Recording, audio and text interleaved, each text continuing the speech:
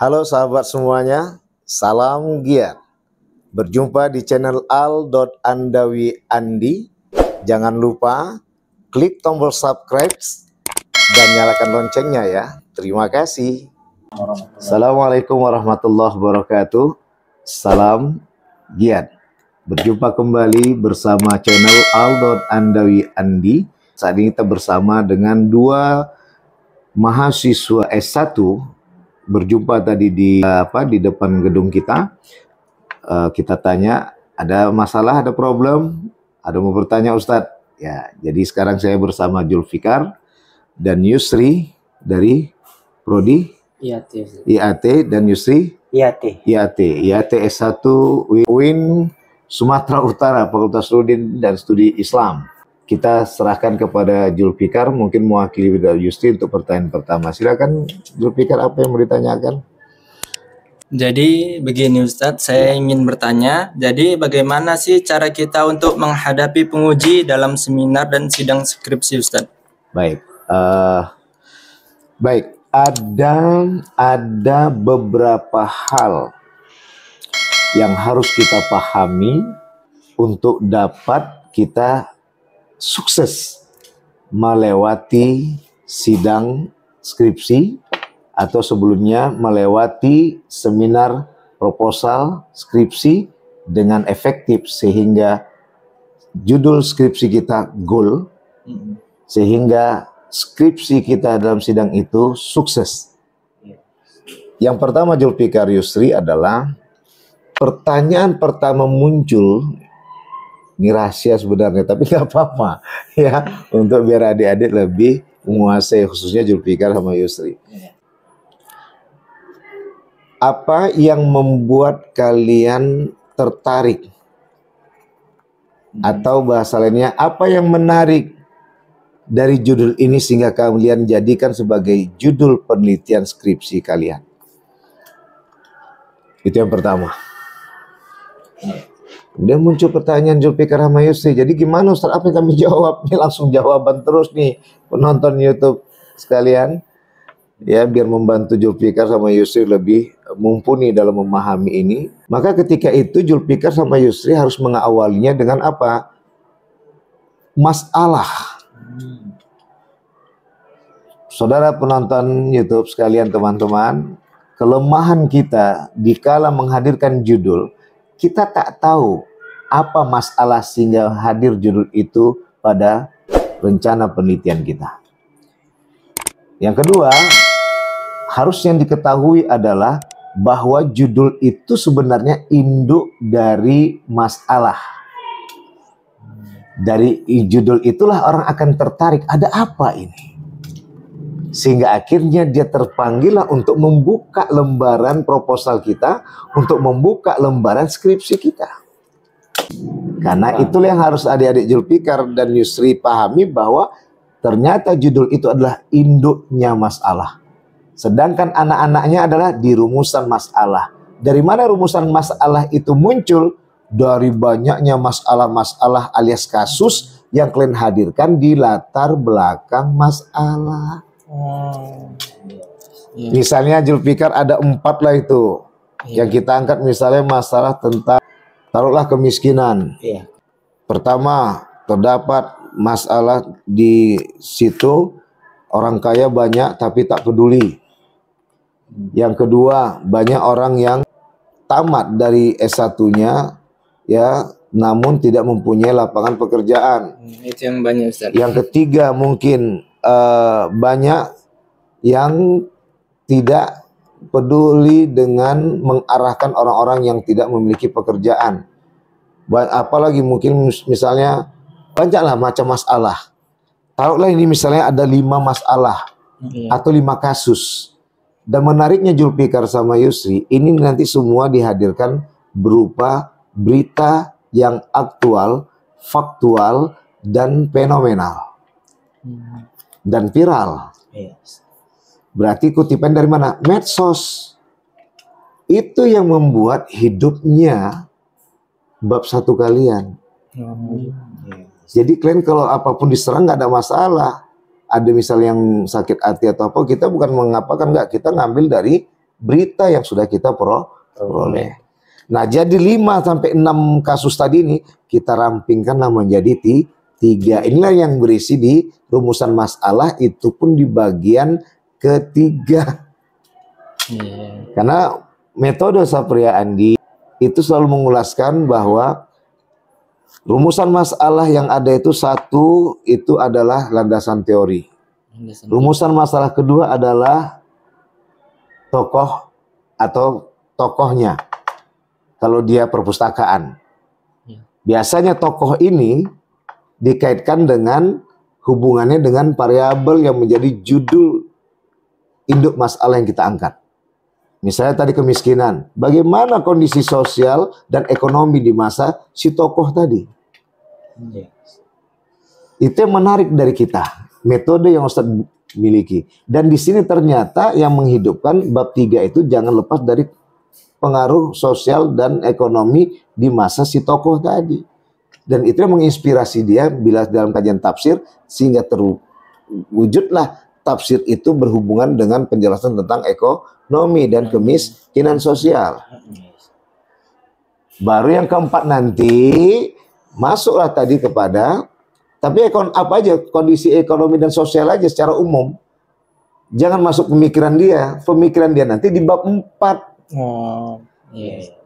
Di bab 4 itulah tadi yang kita hadirkan menjadi anak masalah.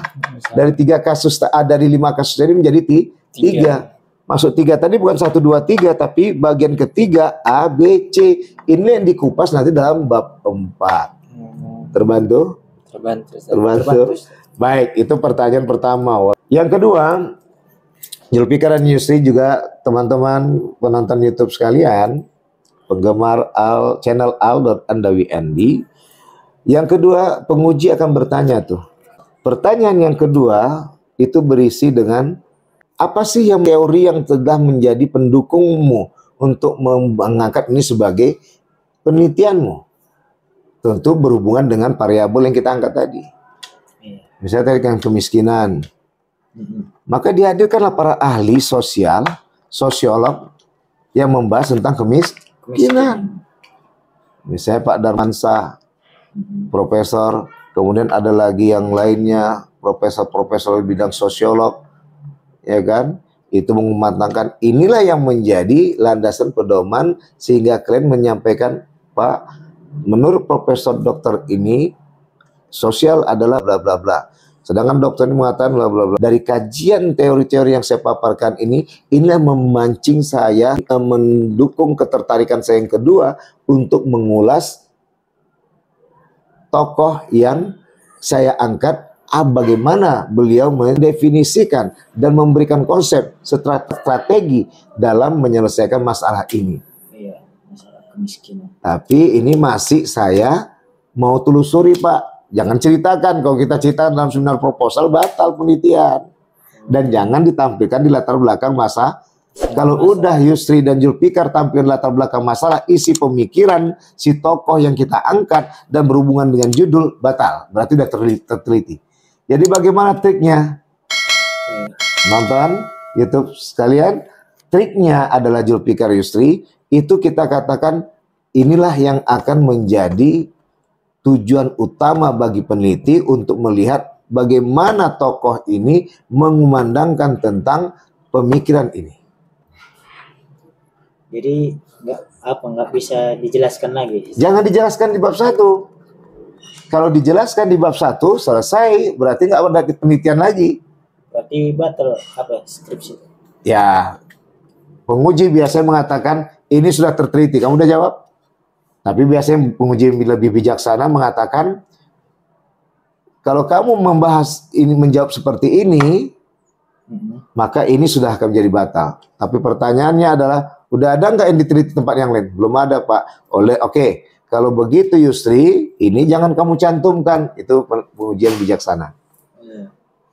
Kece-kece kayak Ustadz lah. Yes. Ya, kayak Ustadz tadi langsung saya jelaskan. Jadi ini apa?